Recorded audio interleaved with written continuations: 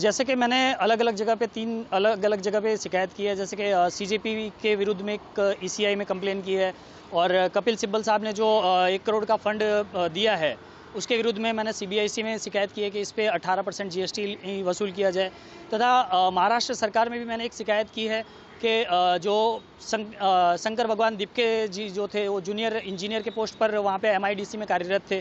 तो अगर उनकी 60-65 हज़ार की सैलरी थी, उसमें अपने बच्चों को अमेरिका पढ़ाना, क्योंकि अमेरिका में 30 लाख से लेकर के 1 करोड़ तक का साल भर का खर्च आता है। तो इतना बड़ा खर्च कहाँ से निकला? क्योंकि आपकी अगर 60-65 हज़ार की पगार है, उसमें आप 30-35 लाख रुपए खर्च कर रहे हैं, तो वो चीज़ समझ में नहीं आती है। इसके विरुद्ध में हमने महाराष्ट्र सरकार में भी शिकायत की है कि इसकी जांच की जाए। अगर आय से अधिक संपत्ति का मामला है तो उस पर कड़ी कार्रवाई की जाए।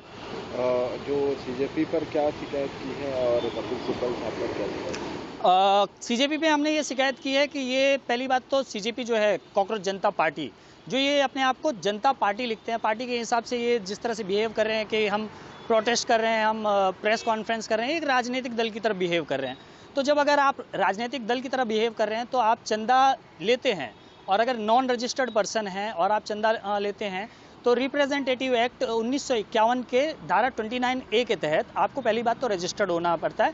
आपका जो भी चंदा और बाकी चीज़ें हैं वो आपको ईसीआई को देना होता है। तो उसके विरुद्ध में हमने शिकायत की है कि ये रिप्रेजेंटेटिव एक्ट के हिसाब से ये रजिस्टर्ड नहीं है, और 1 करोड़ का फंड जो ये ले रहे हैं ये अवैध है। इसके विरुद्ध में शिकायत दर्ज की है, इसके विरुद्ध एक्शन लिया जाए, ईसीआई से हमारी ये निवेदन है।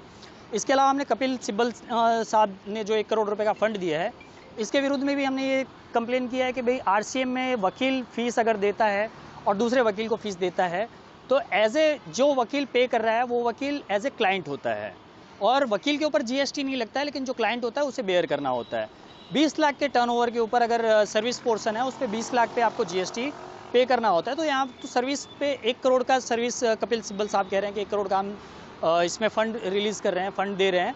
तो 1 करोड़ का जो फंड दे रहे हैं उसके विरुद्ध में हमने सीबीआईसी को भी लिखा है कि आरसीएम के तहत कपिल सिब्बल साहब से 1 करोड़ का जो फंड इन्होंने डोनेट किया है या जो फीस दी है, तो उसके ऊपर 1 करोड़ पे 18 लाख रुपए इनसे जीएसटी लिया जाए।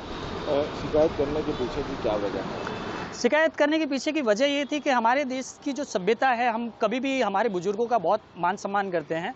आप सीजेपी आंदोलन चला रहे थे, नीट का आंदोलन चला रहे थे, हम एकदम उससे समर्थन करते हैं।